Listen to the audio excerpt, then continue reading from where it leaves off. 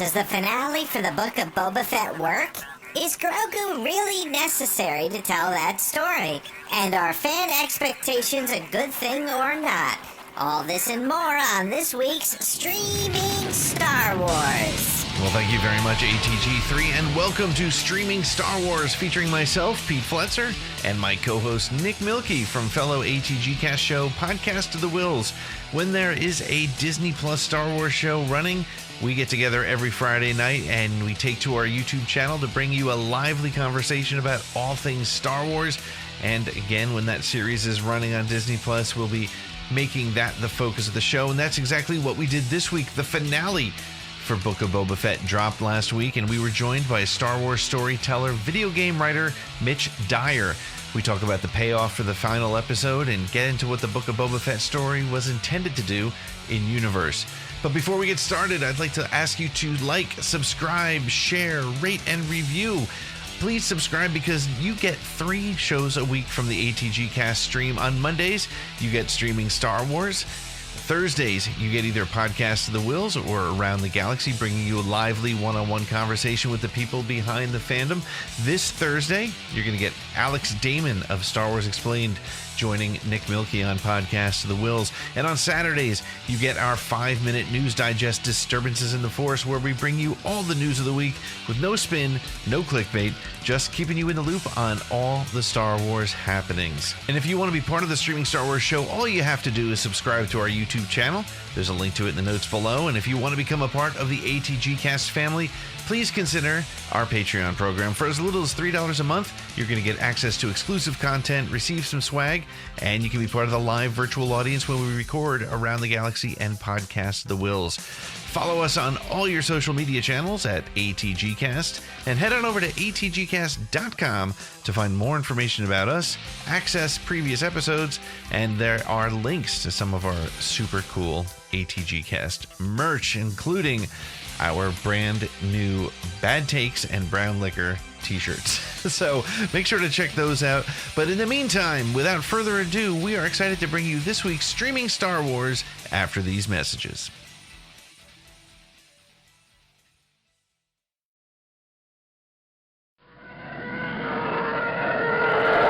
Welcome to Streaming Star Wars again. Nick, how are you? In the words of Dr. Otto Octavius, hello, Peter. Hello, Nick. I need to work. I don't know what a Nick is. I got to find a Nick. Yeah. That'll be this week's assignment. Just turns into junior high boy rhyming jokes, which doesn't get us anywhere. No, not a great way to start. So, Nick, we made it through yet another week, and the Book of Boba Fett season finale came and went. It's so funny. I was thinking about it as we were preparing again tonight. We've said it every single show. It feels like we've had that episode for like 3 weeks already. We've just done so much deep dive and analysis. Before we get into our bigger analysis with our special guest, Mitch Dyer, shortly, what was what on a scale of 1 to 5 stars? I don't know. I'm not that creative. What would you give this episode? I don't know if I'm ready for stars ratings because I feel like that's really limiting. And I think what I texted to you, so what I'm going to go with, and this is where it is. Did I like it the first time I saw it? Not especially. Does that matter? Not at all. Was it Star Wars? Yes, it was. And I'm thankful for that. And I've seen it a second time and the line continues to move, which is what we're going to talk about. I by no means disliked it. Right. But it's Star Wars, it's fun, and there's so much stuff, honestly, packed within it that we can talk about that we get Star Wars. And we've gotten Star Wars on a weekly basis for the last 7 weeks. So I literally have nothing to complain about. And it was fun. It wasn't what I expected, but that's also okay because Star Wars isn't just for me.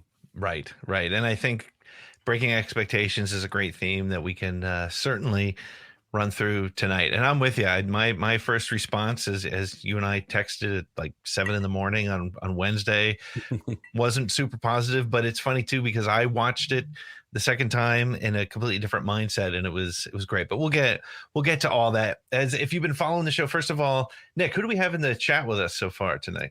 I see JD, I see Matthew, I see Michael, I see Jeff, I see William, Lots of our friends are hanging out. Lots of our friends are getting in because it's Friday evening and everybody's getting off work. I know you had a crazy day at work today. I did. I also had a crazy day at work today. I literally came straight home, came straight out here because at the end of a hectic day, what better thing to do than pour a drink, which I'm going to do right now. And I also have I call this the pod bottle. Okay. It is a repurposed bottle that, look, there's even an Around the Galaxy sticker on that. At the end of the day on a busy Friday, there's nothing better to do than to pour a drink and sit with friends and talk about Star Wars. So cheers to you. Cheers to our live chat. Cheers to our guest, Mitch, that we're going to get to in a minute. Happy Friday. Happy Friday. Happy Friday. And so, hey, why don't we bring in our very special guest? We have a writer named Mitch Dyer, who some of you may know from his work on Star Wars Battlefront 2 and Squadrons. Let me bring in Mitch Dyer.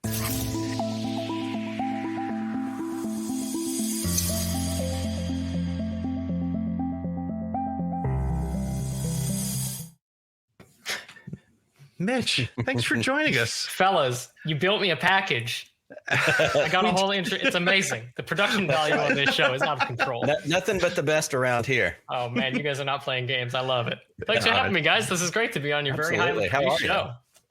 Well, thank you. It's great to have you. And I know I undersold you I just talked about the Star Wars stuff, but tell us a little bit about your background for the few people who may not know who you are. Oh, man. 1 million years ago, I used to work at a website called IGN.com. After working there, I got to jumped over to EA and got to write a couple Star Wars games, worked on Battlefront 2 and Squadrons, like you guys mentioned. And then since then have been working on games like Gotham Knights and some unannounced cool stuff. Been writing a lot of video games.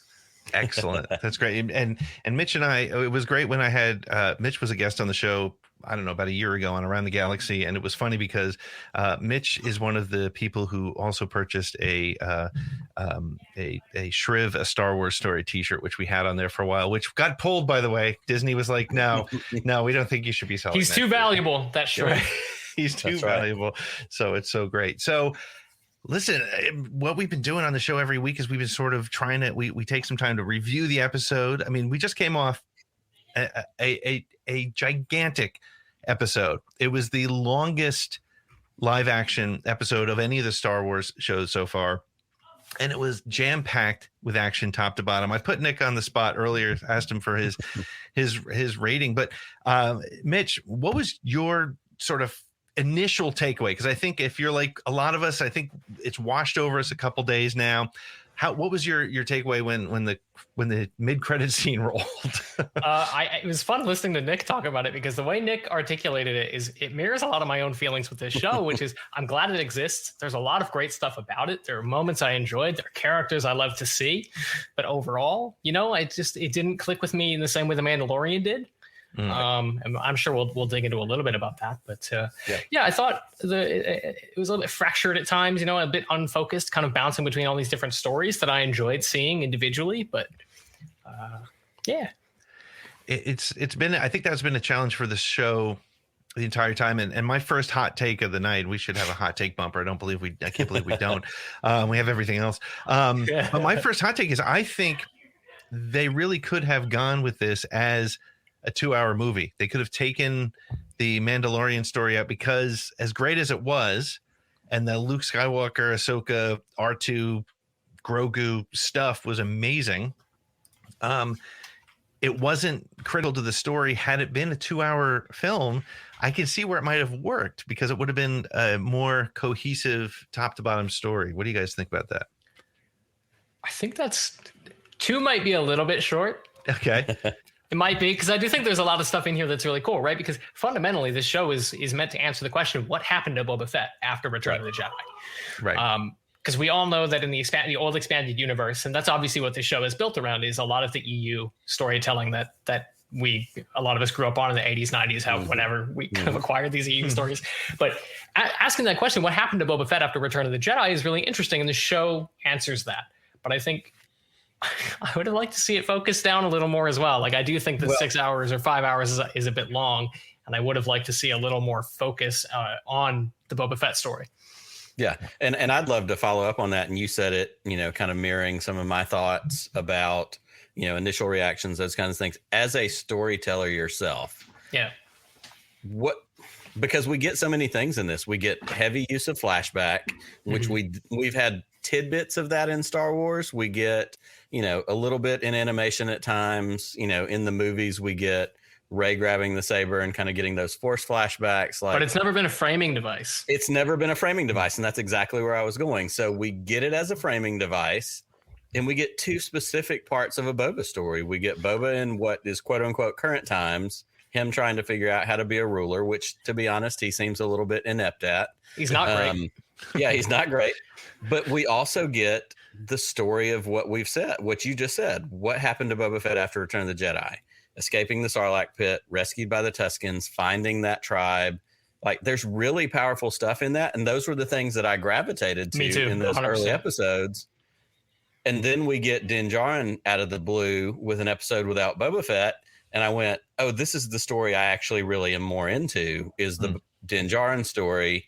And so as a storyteller, I would love to hear more of your thoughts about, like you said, the disjointed pieces and that kind of thing. Yeah. Something that I think is actually really notable is, so on Star Wars Battlefront 2, right? We told the story about these original characters after Return of the Jedi, focusing on Inferno Squad. But because it's a Battlefront game and you want to deliver on everything that the Battlefront series does, right? You want to have vehicles, you want to have infantry stuff, rebels, Imperials, you want to hit all of these things. But part of that also is the heroes, right? And one of the pieces of criticism we got at launch when the game came out, and this is very valid feedback, was it was strange to go from focusing on Aiden's story to Luke, to Han, to whatever. And we knew that was true, right? But we did our best to kind of weave these stories into Aiden's story. And I think they're doing something very similar here, where for us, we had these awesome heroes for multiplayer, and we wanted to use them in a narratively coherent way that interacted with Aiden Versio's story. Just like here, they want to have this Boba Fett story that engages with the upcoming Ahsoka show. And I maintain there's like a Luke Academy show or something coming. They're doing a lot of cool stuff with Luke that I'm very excited about. And I really do sincerely hope that builds toward an actual Luke story. But yeah, it connects to the Ahsoka show. We get the Mandalorian crossover. It kind of fills some gaps between season 2 and 3 of Mandalorian that now allows that season to start in a very different place than I thought it would. Yeah. Yep. Yes. So there's a lot of pieces in flux, right? Like, there's a lot of moving parts right now. There are a lot of these ongoing stories that, of course, they need to cross over. It'd be ridiculous if you had this Mandalorian show and this Boba Fett show and this Ahsoka show, and they just didn't talk to each other. It would just seem very strange to have them in the same timeline, big characters, never interfacing. So it's hard, right? It's really hard to tell a story about a central character while also having not necessarily obligations, but it is an interest in telling and serving these other stories for these other characters. And it's hard. It's a really delicate balance. And I understand why people are frustrated, and I understand why it really works for some people. It's one of those things that is just, it's not 100% my favorite thing, but it is cool. And it works for a lot of people, and I'm very happy for them. Which brings me actually to a technical question, because it was interesting while Book of Boba Fett was running, and there was specifically the chapter which featured Luke Skywalker. There was a lot of, I saw screen grabs from Battlefront 2, the Luke scene where he was forgive me, I can't. When he's talking to Del Mico? Right. Del was the guy I couldn't think of. There was a lot of call to that. The question I have for you from a purely technical standpoint, timeline wise, where was that in the timeline? It was much closer to Return of the Jedi than the Mandalorian timeline. Okay, so since that's 5 years after, it was sometime between then and there. Yeah, I don't know that we ever actually got into specific numbers, because the only number that I know is that end of Return of the Jedi and the end of the Battle of Jakku, the end of the Empire, is like a year and a day Coruscant time. I think it's like 366 Earth days, basically. Okay, so it would be somewhere in that year. So it's the first year after. Okay, so that's cool. I had another question regarding that, but I can't recall what it is. Okay. Well, and I think another, just kind of pivoting, and this is some of the stuff that we talked about before you and I got on here, or before we went live, talking about story pieces, talking about the way, and I love what Certain Point of View Review said, saying for a while the focus on cinematic universes can be harmful to individual stories. The studio gets too hung up setting things up for another show. So that came into one of my thoughts. We don't get anything that says this was a limited one-off series. They certainly left it open-ended enough that we could get a second season of Book of Boba Fett because Fennec and Boba could go back to ruling. We get seeds planted with Cobb Vanth. Like, there's so many little things. But I almost wonder, and again, from a storyteller standpoint, to me, it felt like this was that 2.5, which we've heard it referred to a good bit, interlude that is really more designed with all of these characters to set up the Ahsoka show, Mando season 3. Like, I feel like that's its practical usage, if that's the right way to kind of describe it. More so than, ooh, we're going to get another season of Book of Boba Fett. Yeah, and I it's interesting because you're thinking about it like a Mandalorian 2.5, but yes, it's under its own brand banner. These stories are not like when people talk about Star Wars as, you know, every bit of it is a chapter in the same book, right? It's all bits and pieces. All this Star Wars is one story, and all these individual stories are chapters within it. That is especially true right now because I'm talking about how connected these stories are and how much they kind of rely on each other and are vehicles for each other in a way. I think that it's almost, they're all going to be required reading to understand each other, right? And we already have that with Book of Boba Fett. I think that if you're not somebody who cares enough about Star Wars to watch The Mandalorian, but you like Return of the Jedi and Boba Fett, this show is really difficult for you to get into, right? Because there's a required reading of understanding The Mandalorian and the emotional arc of that character and where he's at in that journey and where's this tiny Yoda with Luke's got what is going on, right? That's a very specific but very different experience. Which is so interesting because I've given nonstop props to Favreau and Filoni for being able to introduce characters like Bo-Katan and Ahsoka Tano to people like, you know, Nick and I always reference our dads who happen to be, you know, 70-something-year-old fans who love Star Wars but don't watch the animation, they don't play the games, they don't read the comics, and they've done a nice job with that. But you're right, it's the first time I think, and I hadn't thought of it that way, that they are really kind of relying on you to have seen Mandalorian in order to know what's going on here, because honestly you probably wouldn't even really, you could probably get into the beginning of Book of Boba Fett, but once things start to dig into, never mind the fact that those two episodes really, the two Mando episodes really rely on you having seen the first 16 episodes of Mando. It really, it puts you in an interesting position. And I wonder how that would be taken by somebody who's, you're absolutely right. There are people out there who are like, oh yeah, Boba Fett, I like that guy. Let me check this out. And I wonder how that hit with them.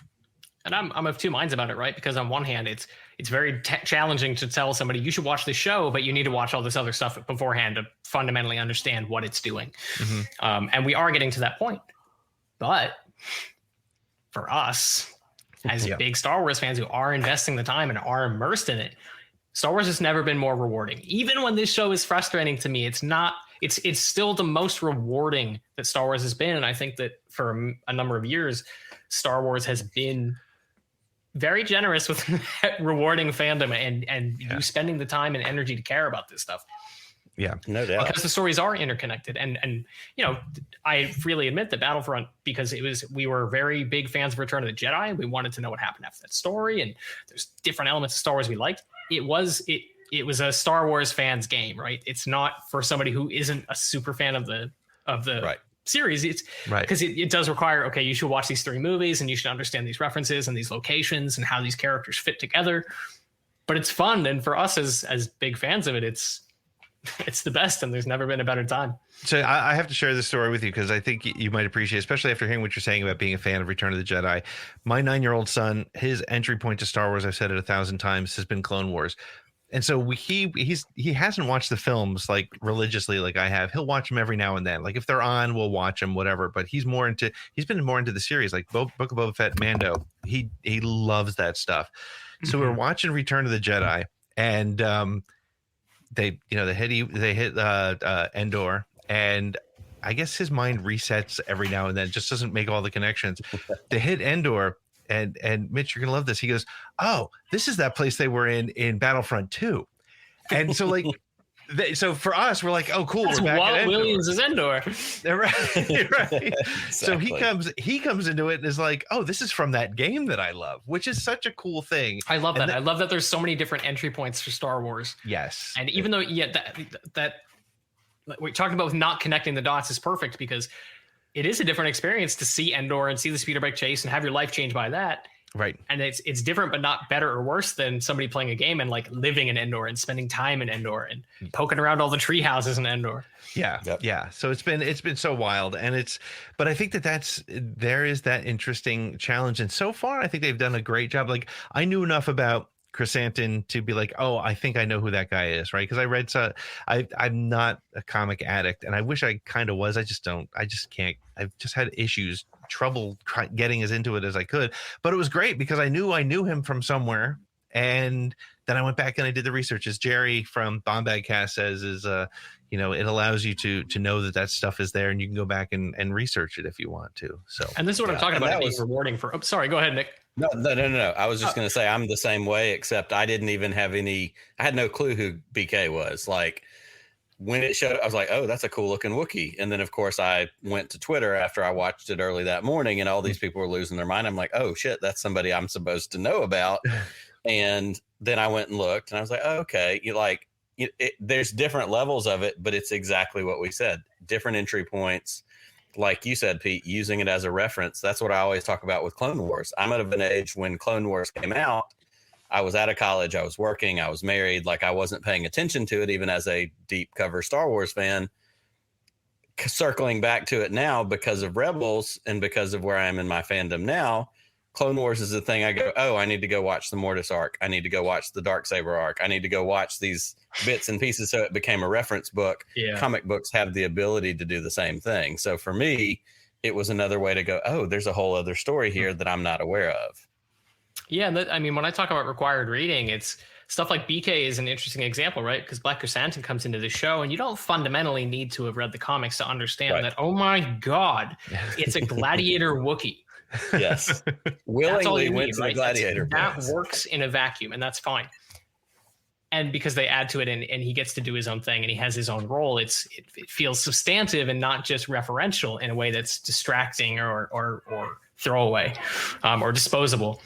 But with Cad Bane, I was kind of surprised to see him, because when talking about required reading, understanding his and Boba Fett's relationship in that show requires reading about episodes of the Clone Wars that did not air. Yeah. Which is just a very interesting way to, and so a theory I had coming into this finale, guys, by the way, is that Daniel Logan would appear as a young Boba Fett, and they would do that scene from the Clone Wars that Dave showed at Star Wars Celebration that never aired, where Cad Bane and Boba Fett have a duel, and dang, he gets the dent in the helmet from Cad Bane. Mm-hmm. Yep. I was convinced they were going to do this in live action. I was so certain that it was this is how you're going to do it. This is a show about Boba Fett. You're going to have Tamura Morrison. You're going to have flashbacks. You're going to have dreams of Kamino and a little baby Boba.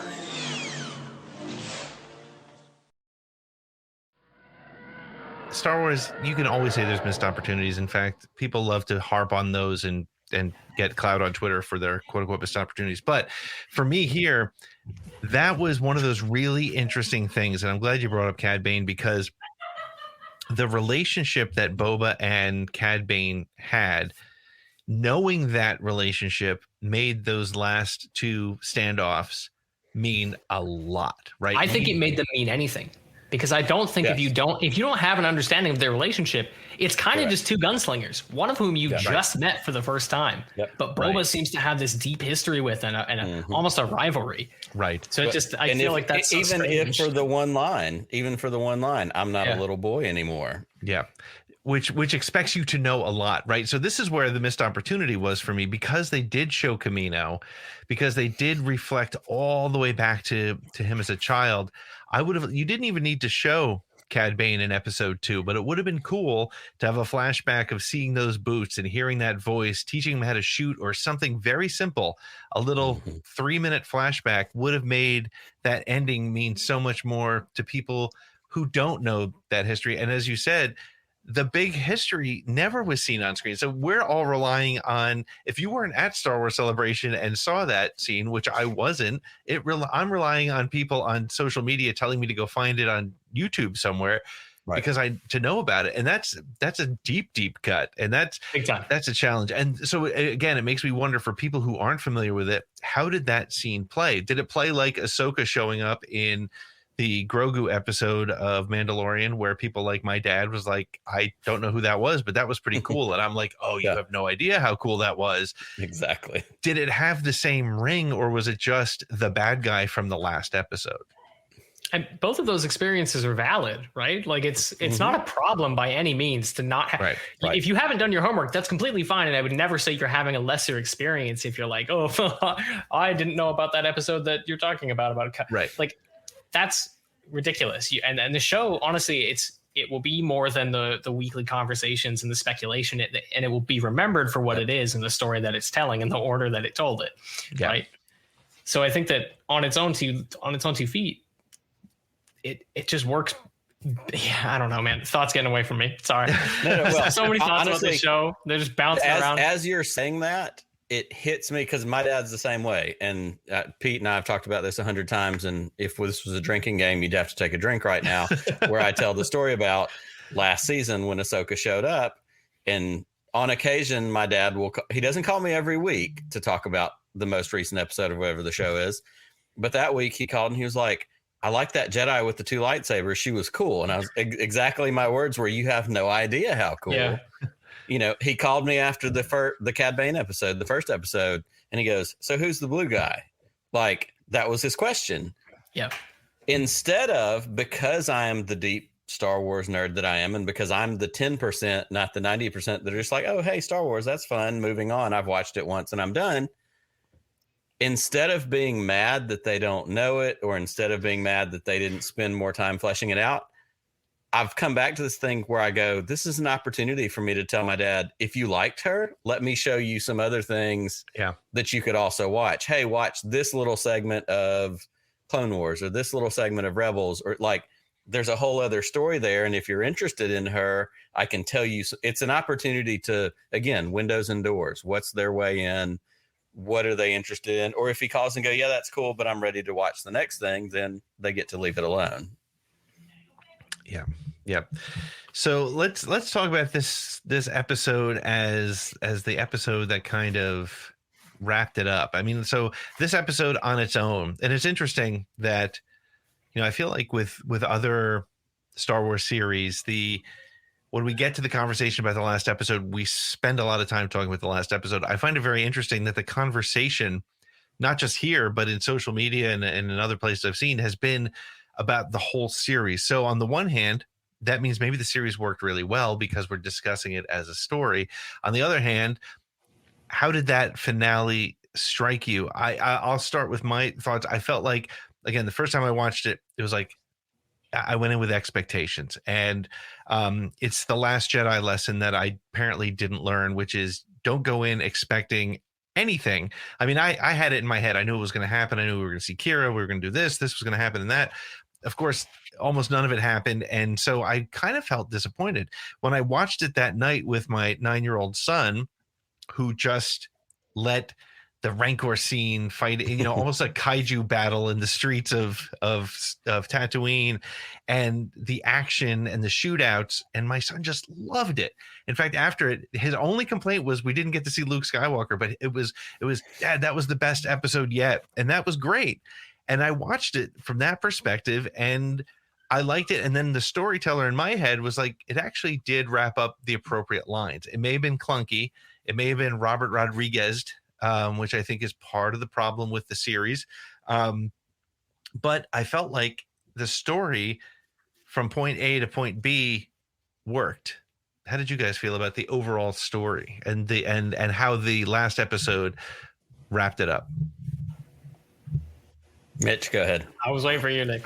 No, it's funny because I also came into the show without much expectations because I'm really not a Boba Fett guy. And I really wasn't a Mandalorian guy when that show came out. And it really, you know, the Mandalorian comes out and I'm surprisingly compelled by this Mandalorian and his emotional journey. And it's Lone Wolf and Cub and it's everything I like about. Yes, exactly. So that works perfectly. So coming into this, I had the exact same setup of I don't really care about this character. I would be just totally okay if he stayed dead in that Sarlacc pit.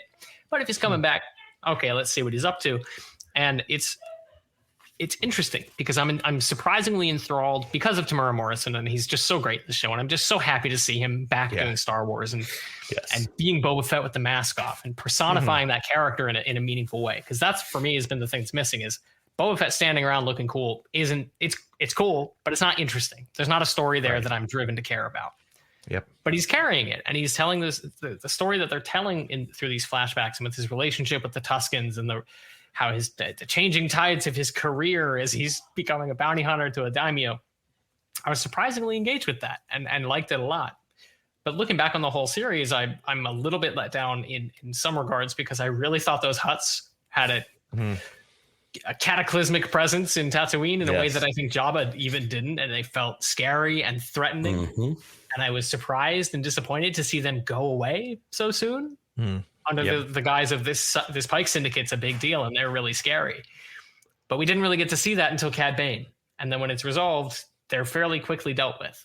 Yeah. So I'm mixed on some of the delivery of it, but there's the core components along the way I found so captivating. Yeah. I liked being here. I liked seeing these huts. I liked Boba Fett riding a Rancor and smashing through a city that he's supposed to be protecting. Like, it's silly. It's Star Wars. And when I'm watching it, I'm a little more frustrated than I am now. And I'm looking back very fondly because it's just silly action figure stuff, right? It's this renaissance of EU storytelling through the lens of a toy box of Return of the Jedi 1984, 85 figurines. Right.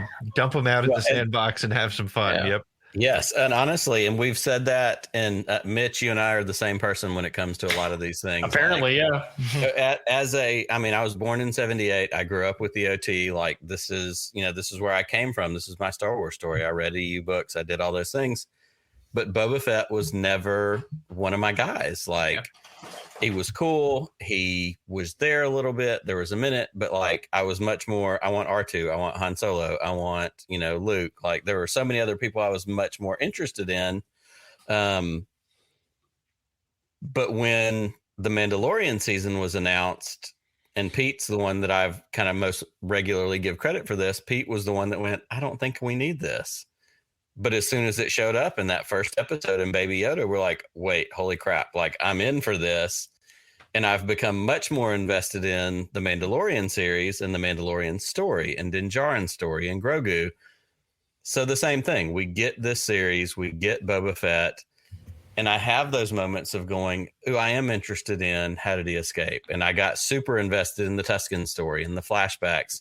And what I kind of said probably halfway through this series and while we were doing the show on Friday nights, the parts of Boba Fett that I was most interested in were not the parts that were set in the present day. I didn't care about him ruling with respect. I didn't care about, we got fun stuff in it. Yep. We get, the mayor of Major Domo, like that character has so many funny comedic points and things. Like this week, he was great. We talk about finishing school. We talk about, that doesn't make me better than you. Like, we get all these fun things. But at the end of it, I'm going, which part of these, what drives me the most? What compels me? And that's what story is at its core. What compels you? What drives you forward and makes you go, I want more of that. When Mando showed up in episode 5, I went, this is what I've been waiting for. This made me the most excited, was that story and those other bits and other parts. So all of that to say, the little connections, the little stories, the little bits that show up become a whole separate story compared to everything else we got. Yeah, I think and I think that's there was a on the Thank the Maker podcast, they threw out a concept which I think is interesting, and I keep going back to the fact that honestly, Grogu in this show was unnecessary, and as cool as it was to see those 2 episodes, and in fact, it to me, if I'm being critical, it took away from the finale. Again, in hindsight, was my second viewing. I really enjoyed it as just a pure hour of Star Wars action and silliness, and it was great, and I loved it for that. But as soon as we saw that X-Wing fly in, I'm like, okay, Grogu's going to save the day. Somehow, Grogu's going to save the day. Now, take Grogu out of it and give us 5 straight episodes of Book of Boba Fett, end the story the way it did, and then people are like, well, what's chapter 6 going to be? And you do 2 bonus episodes of Mando. how do you think that affects the sort of the zeitgeist of the Star Wars fandom if they did it that way? It's crazy thought. Because I'm not so sure that the Grogu Mando connection was necessary for this to work.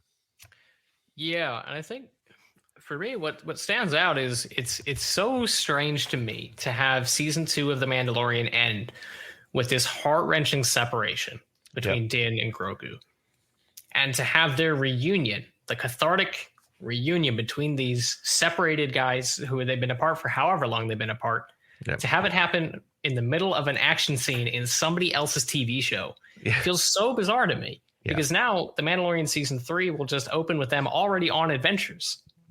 Right. Which is what I'm talking about when I say it's a bit of required reading, right? Like, you now need to have seen this show. Regardless of the order of the episodes and where they fit, I do think that maybe putting them at the end, Pete, to your point, I don't know that it would have necessarily worked for the story they were telling, but I do think in terms of transitioning from one story to the next, that might have been a more elegant way to do it. Do you think it was important, though, to have Grogu, and I mean, it makes sense to have Mando there, right? Because obviously that's going to lead to a bigger Mandoverse story that includes Boba Fett, this 100%. Relationship that they built. But I'm not sure that Grogu being a part of it was necessary. And I think that's kind of where my challenge is, because I think they could have told the same story without Grogu. Yeah, and I'm not in the business of saying that people should have told the story a different way. That's not at all what we're saying. But I do think it would have been more interesting to spend time with Din Djarin away from Grogu. Right, here's what he's doing in the absence of this child. He just surrendered, and what he's getting into is a bunch of trouble that he probably shouldn't be. Right. Well, and we got the tiniest tease of that in season 2 in the Bill Burr episode when they go to find out where Moff Gideon's Star Cruiser is going to be. Yeah. And the one episode that doesn't have Baby Yoda in it of all the things we've seen. And it felt like, is this a tease towards what could be coming in the future? Could it be, some other thing? Well, and they talked about he's got to go to his fancy bath on Mandalore, and they were setting up all this stuff that he needs to go do, but he's not going to do it now. That's a later thing, but we do need to get to him now. I don't know. I think that if we had left kind of the Mandalore stuff out of this story and focused just on Din and Boba, I think there might have been good character work to be done there. And like the previous comment said, I think you do when there's this many characters, right?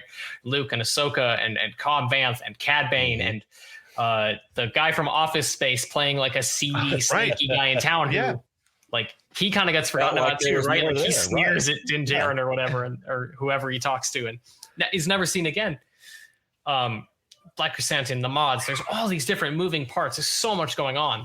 And it's like, for me, it reminds me of Rogue One, where it's a movie I love and I loved being there and it's beautiful and I love so much of the stuff that's going on. But it's about my attention is drawn in so many different directions for so many different characters that it gets a little bit lost for me. Yeah. I think that's a fair assessment for sure. It doesn't mean it's bad by any means. No. It's just a little bit less focused. And my brain wants a little bit more focus.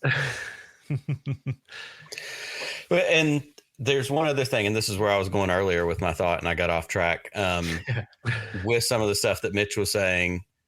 And we've seen it on Twitter, and we've seen it, honestly, since Mandalorian started. Jon Favreau and Dave Filoni are those of us that grew up in the 80s with Star Wars, had these toys, and these were this episode, and it helped me in that second time I watched it. And as I continue to look at, there's these fun action things. And of course, we've seen all the ridiculous outcry about the spin that SCAD did. These are the things we did with action figures. Ooh, I've got a Boba Fett and I've got a Rancor. Let me put him on top of him. This story are for kids of a certain age that go, oh, remember all the times we sat down and did all these wild things, and all these times we mashed up the Imperial troopers that we had and pretended like this one was a good guy. He was in secret, or, whatever it was. It's an opportunity for imagination, which is a key part of storytelling, is going, hey, what if it was more than just the thing we got in the movies? What if it was more than just, X, Y, and Z?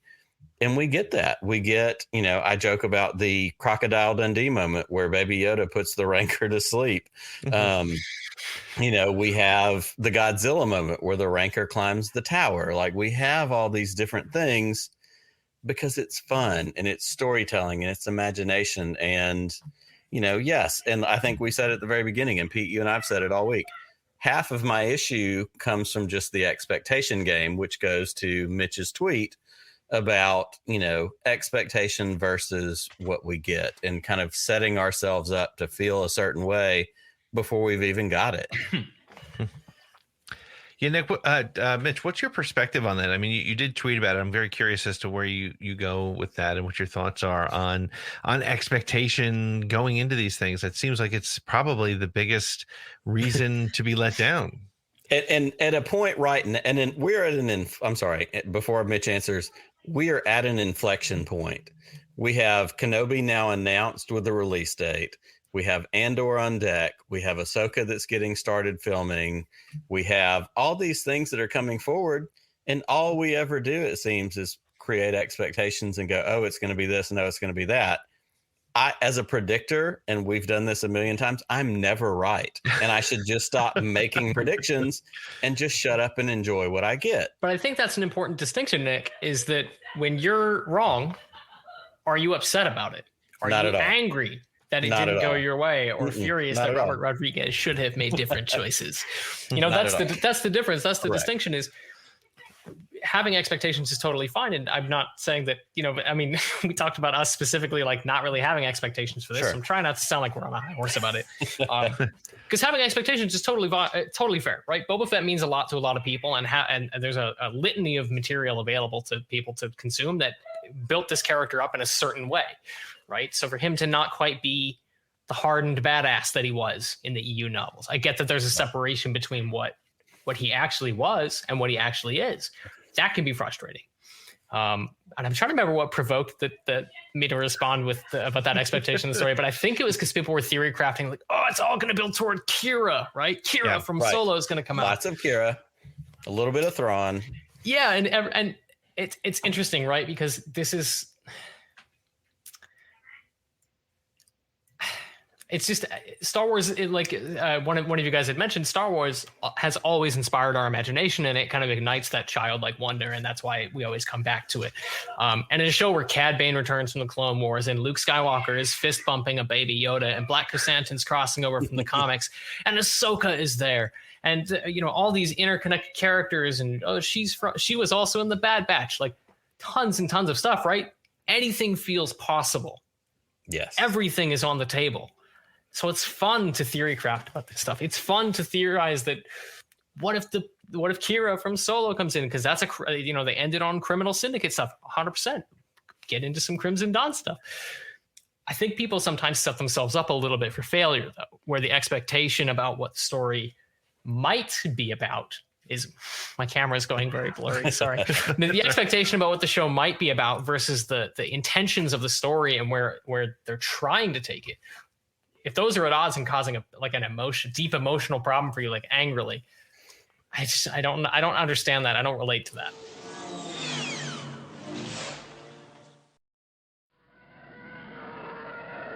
You bring up an interesting point around the creation of expectations, because it's Star Wars kind of seems to invite that, right? It seems to invite theory, and but I'm gonna take a bigger step back and talk about it more from a fandom perspective. Game of Thrones, you can argue all day about how well or poorly the final season was executed, but man, Game of Thrones was all about people's theories and making connections and this and that, and some of them happened and some of them didn't. And when they didn't happen, to watch social media explode about why it was wrong that it didn't. Yeah. I think this is a place that we need to be careful. And again, as I said at the top, I set myself up, and I should have learned from Last Jedi, because when I walked into Last Jedi, I thought for sure I knew what that movie was going to be about, and I walked out disappointed. But then I've gone back and I realized it's one of the best written Star Wars stories, in my opinion, that there is. And again, watching this particular episode, which, we did a Twitter space, which had, 100 people hanging out, giving their Star Wars, their Book of Boba Fett theories. And every one of those theories was wrong. I mean, in fact, if anything, I think we've learned that it's not going to go, like, theorize all you want, but just know that that's not what's going to happen. Like, sort of. I would argue that in an event where everybody's theorizing and everybody's wrong, and some of them are saying, but it's bad that I'm wrong. Right. I'd argue that it's really good that nobody got it right, because it means you couldn't tell where this was going, and that makes it interesting. Even if you don't agree with it, even if you're frustrated by some of it, which I mean, we all have. Not everything is going to make everybody happy. We all know it. It's fine. And to tie all of our missed predictions into exactly what Pete's saying, especially with The Last Jedi, that very famous line, "This isn't going to go the way you think." That's what Luke Skywalker says. Right. That's and I love the meta narrative of that movie, and that's really is why it's probably my second favorite Star Wars movie of all time, because there's so much in all of it. It's speaking to us as Star Wars fans. And I saw the meme just earlier this afternoon of the two people like fighting each other on a front lawn and the third person sitting behind them eating popcorn. And all three of them are labeled as Star Wars fans. And we're going, this is what it is. Two of us are fighting each other because we're pissed about something. The third one of us is just sitting there going, what are we talking about here? Yeah, I'm in a text thread with some other Star Wars writers, and we all talk about, games we're playing, Star Wars stories as they're happening. And it's interesting just seeing how different people respond. And it's like, oh, this week I agree with this guy, and next week we're both against that guy. And it's just fun, man. It's like, I don't know, because we all come into it with different expectations and different experiences, and that shapes what you want. Well, and our personal experiences shape half of that, because where I came into Star Wars is not where Pete came in or where Mitch came in, but we also find the common ground in the middle of the core elements of any of those stories. And then in the core elements, we all verge onto different paths where we go, I'm a R2 and Han guy, and Pete may be a, Maul and, Kira guy. Like, everybody has a different path, but they also cross over each other at different points. And in the midst of that is a shared story. But because we're living certainly in the era that we're in now, between animation, TV shows, which we didn't know was a possibility 5 years ago, and movies that'll still happen at some point, like, we have it all, and we still get wrapped up in wanting to lose our mind because this one thing didn't happen, or this one thing didn't go the way we thought it was. And I, like, by the end of the finale, right? Because I really thought the hut stuff was awesome. Like, it was that episode 2 of Boba Fett. Oh, some of the finest Star Wars that has ever existed. Fantastic. Just loved it. I forgot the point I was going to make. I was just gushing about those huts, man. They were so good. Well, and it was, and you said that earlier, and sorry to cut you off, Pete, but like, I do think one of the big things, and somebody said it earlier in the chat, and I'm going to miss it at this point. Everybody was, who's the big bad? Who's the big, the one big whatever? To me, the Pikes, and this could have just been like a rubber mask thing. Like, I was like, the Pikes didn't really scare me. But like the Hutts, the twins, when they showed up, we were like, okay, this feels good because it's Return of the Jedi, it's Jabba, it's the Hutts on Tatooine. Like, we had history with that. And so we had that, the moment after the second episode or whatever it was, where we spent a week going, who's bad enough to scare the Hutts away? Yeah. It wasn't the Pikes. And I think that's where fan theory and expectation is both good and bad, because I don't think I won't say anybody, but I know between the two of us, Nick and I, we both agree that the Pikes weren't scary enough to scare off the Hutts. So of course our brains start to go, well, who is the big bad? Is there somebody behind the Pikes? And it doesn't help that when they do confront the assassin, who's the big bad? He says the mayor, and then it's not. So it's just, it's a little bit, and this is what I'm talking about when it's bouncing all over the place. It's like, you're looking over here and it's Danny Trejo in a Rancor. What? Never see him again. Look over here. It's this totally other thing. And it's kind of, for me, it felt really hard to keep track of what was important and what wasn't. Yeah. Yeah. Well, as we come to the top of the hour here, I want to throw out a question for all three of you, or three of us. I mean, I'm looking at a picture of the three of us, and I'm like, I was like, Pete, is there somebody here? Guy with the hat? Tell us about the fourth chair today. That's the guy with the hat. What a good looking dude.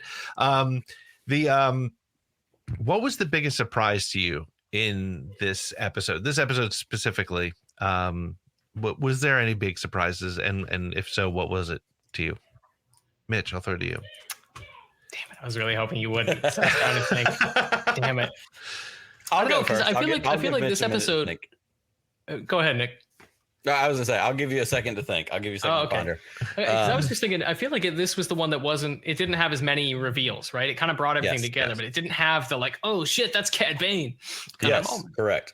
Yep. Yeah, and I think that's exactly where I was going, which is it was good. It was fun. Like I said, I've seen it twice. I watched it at 5:30 that morning with my oldest kid. Oh my God.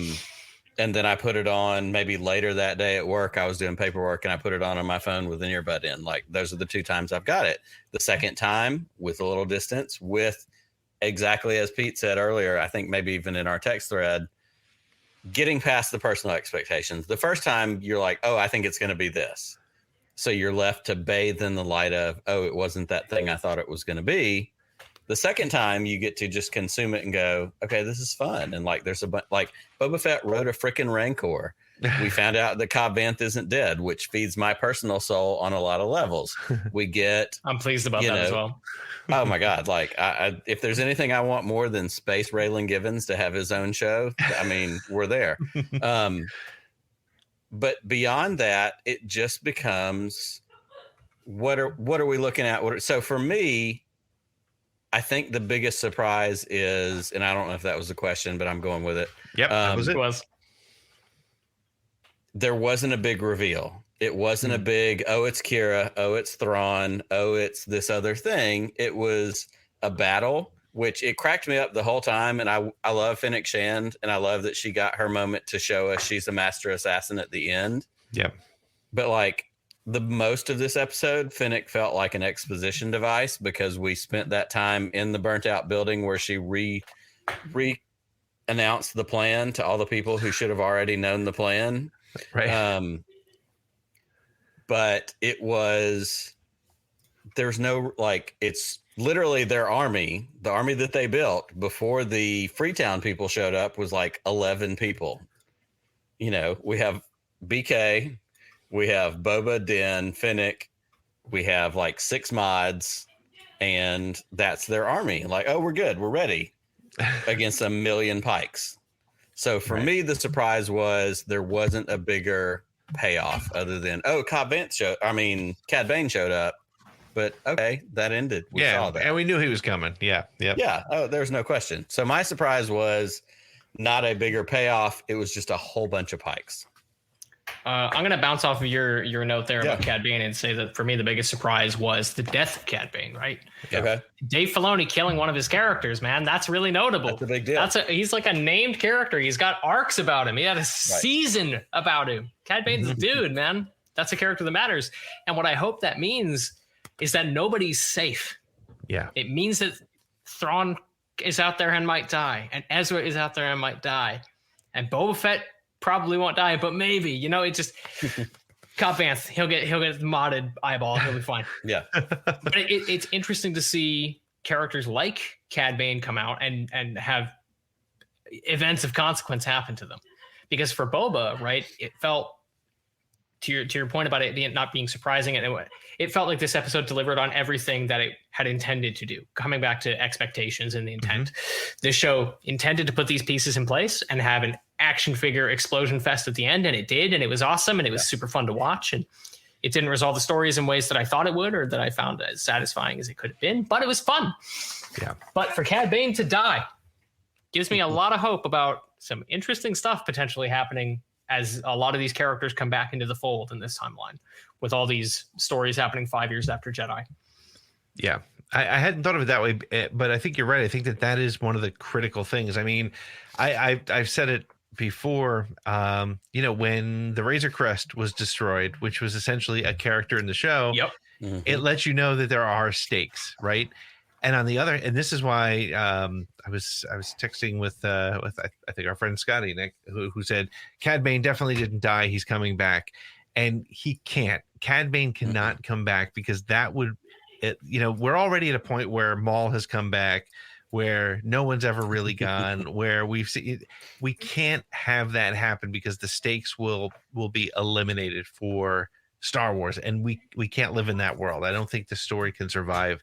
It's a very fine line for those kind of stakes. Yeah, it really is. And so I was surprised that, especially because Cad Bane has a history of, slightly losing a battle and then flying away, getting out of it. And this was the time he didn't get out of it. And so I think you're right. I think it's critical that they keep things going. I guess the last question for the night would be, because there is, I mean, even Ming-Na Wen today tweeted, I'm just making an assumption that there's going to be season 2 or something like that. Or I said, of course, it's the season finale. I'm hoping for a season 2. There has been no season 2 announced. Do you think we get a season 2 of Book of Boba Fett? I'll start with you, Mitch. Oh, you're muted, I think, or something. I don't know how to technology, boys. I think we do, because I don't think the Boba Fett story is complete. I think that this really felt like a step 1 in a way that I wasn't expecting. I really thought this would be more of a limited series kind of approach. But Boba, I don't know if it was the intention for him to be a bad daimyo, like we were kind of joking earlier, right? But like he lets a lot of people die, and like nobody of like consequence on Boba's team dies, right? Like it's like extras in the mods, and then it's like the Gamorreans. And it's like none of the named characters die, but he built up this group and got them kind of decimated, destroyed a bunch of the town. Like he succeeded, but he's learning. He's kind of being a bit of a dope as a bozoing around all over Mos Espa. But I think that seeing what happens from there in season 2 is important, because otherwise Boba just kind of bumbled around and became a daimyo at the end. It's not a terribly satisfying return to form for this character. Interesting. So as a chapter 1, I think this is a fun place to start, but I don't totally know what Boba Fett's story is yet. Yep, I would buy that. Nick, I what do think you it think? needs a season 2. Absolutely. Well, and here's what she said. Here's what Ming-Na said. She said, everyone jumped to conclusions when I called it the first season. What else would I call it?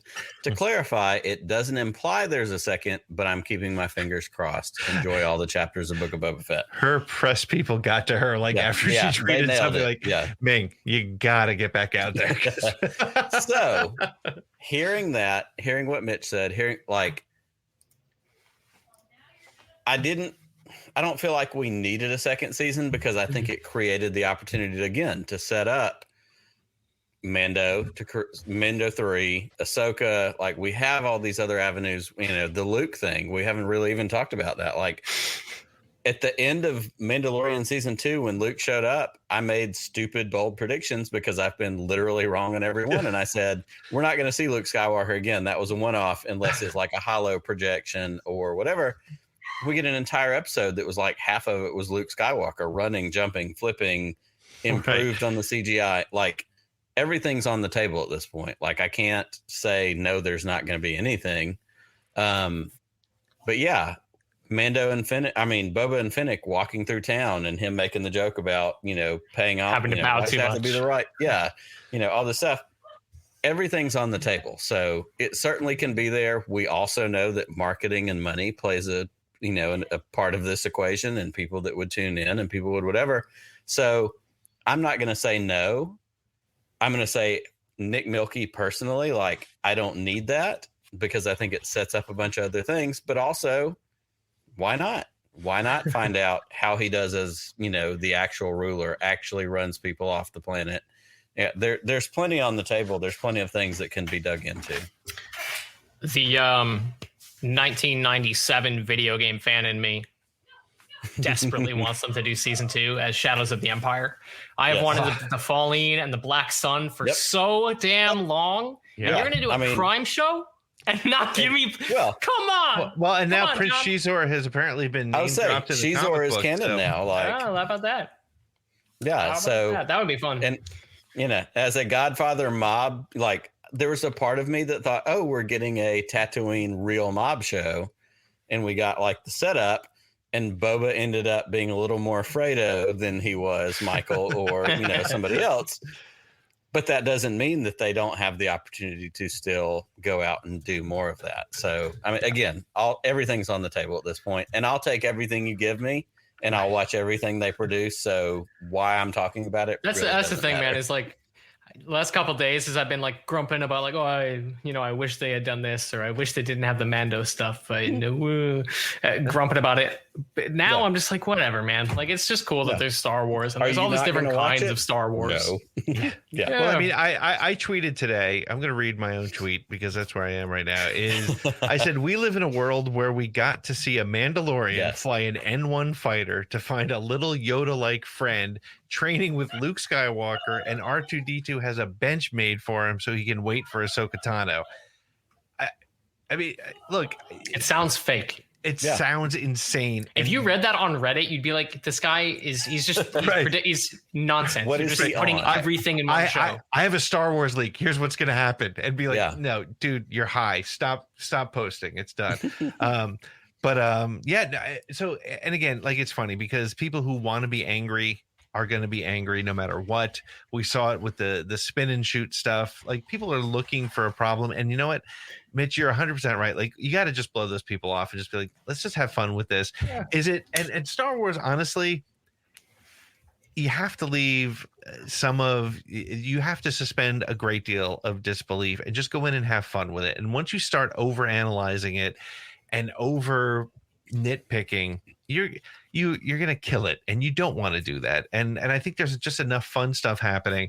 My personal feeling on a season 2 is I don't think we need it. I think we'll see it somewhere else. I think season 2 of Book of Boba Fett is Book of Cobb Vanth, as you know, coming in and actually doing the job the right way. And I just want to throw this out here as a last thought. I love the fact that Boba Fett was just such a dipshit. Like, he actually believed that the other families were. He's like, my gosh. We had it. They wouldn't sell me out, right? Who is what? So I actually really Can you imagine if Michael or his dad in The Godfather was like, yeah, everybody else will stay out of it. It'll be fine. It'll be fine. Can you imagine how that would have gone? Like, what are we talking about here? That's great. So, well, guys, I think there's nothing to predict from this point other than, you know, we thought about season 2. What'll be interesting is the next series appears to be, based on timing, Obi-Wan Kenobi, which won't touch this timeline, of course, based on where it is. Maybe let me just ask you this, Mitch. What do you? We talked about expectations and leaving them behind. What do you want to see from the Obi-Wan series? I mean, man, as I was saying, like, I'm kind of grumping in the aftermath of the finale about Boba Fett. I was like, oh man, am I just tired of Star Wars TV? Then I saw that poster and said, nope. I'm not. Not at all. I'm so fucking ready for Obi-Wan Kenobi, you guys. Yes. I cannot wait. I've never been more excited for a Star Wars thing ever.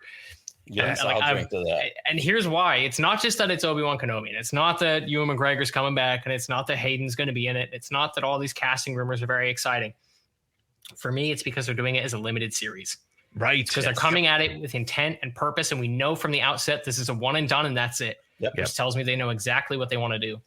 Yeah, it's like I said the other day. It's like, I'm excited about Obi-Wan, not so much because of Obi-Wan, but because it's going to be one director as well, right? So we're going to get one vision for this. It's a 6-hour movie. We haven't had that in quite a while. Yeah, we haven't. And even when Pete, you did the news at the beginning of this episode, that was one of the things that I circled when I saw that story and I sent it to you. And I mean, Ewan McGregor said Deborah Chow directed all the episodes, like a unified vision.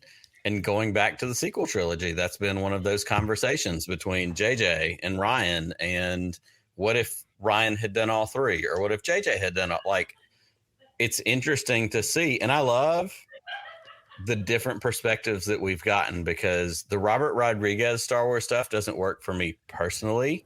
Because I think Robert Rodriguez is not my personal style, but that doesn't mean that Mitch doesn't love it, or Pete doesn't love it, or somebody else, a million other people don't love it. But like Bryce Dallas Howard's Star Wars episodes, here for it. The Steph Green Star Wars episode of Book of Boba Fett, like, I'm here for it. Like, so good. You know, I want those things to be involved, but I'm also super interested in a unified vision. Exactly like you said, a limited series, one person, 6 or however many episodes it's going to be, following a set path that they've went. This is what this story is going to be. Can't wait for that. Yeah, it's going to be something else. Mitch, where can people find you on the interwebs? Where can they keep up? Oh, man. I'm Mitchy D on everything. You can follow me on Twitter, but I don't recommend it. Man, I don't know. Play Star Wars Battlefront 2 and Star Wars Squadrons. Those games are really cool. I'm super proud of them. Oh, there's so much fun, and like I said before, it's so funny. It's a testament to Battlefront 2, and I don't just say this because you and I have had a number of conversations over Twitter and have spoken a bunch of times, but it's one of those games that I love the fact that my son can go and play it and just get into it as much as I can and get to know those characters. And like I said at the top, the fact that his entry to some of our favorite locations in Star Wars for him was Battlefront 2 was great. And I'm excited to be able to talk to you about anything related to that. And hey, we need Shriv to show up in. Dude, you are telling me. Yep. You are telling me. Listen, they've already figured out the Duros prosthetics. It's exactly. Time. Yes. Yeah, it's time. Cad Bane, I have to believe, was a proof of concept for the real Duros that they're really going to work up to. Let's make Shriv happen, I think is what we're going to go with. Put Dan Donahue in that suit. Let's do it. Oh, man. And is there anybody better than Dan? I mean, come on. It Dan, truly isn't. It has to be Dan. So, well, guys, thank you so much. This has been a lot of fun talking streaming Star Wars. Nick and I are going to take the next couple weeks off because there is no Star Wars television, but we'll be back as soon as there is some, probably even before, because, drinking on Friday night talking about Star Wars, there's, our wives may not agree, but there's not a hell of a lot of many things better than that. But this was great. Thank you all for hanging out. Nick, may the Force be with you. And you also. Well, that wraps it up for this episode of Streaming Star Wars.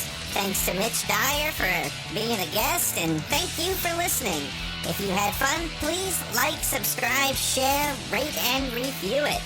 Head on over to our Patreon page at patreon.com/ATGcast for access to our shows without commercial interruption, as well as the ability to be a part of our live virtual audience when we record around the galaxy and podcast to the wills. That's patreon.com/ATGcast. Follow us on social media at atgcast.com. This episode has been copyright 2022 Pete in the Seat Studios, and may the Force be with you. Roger, Roger.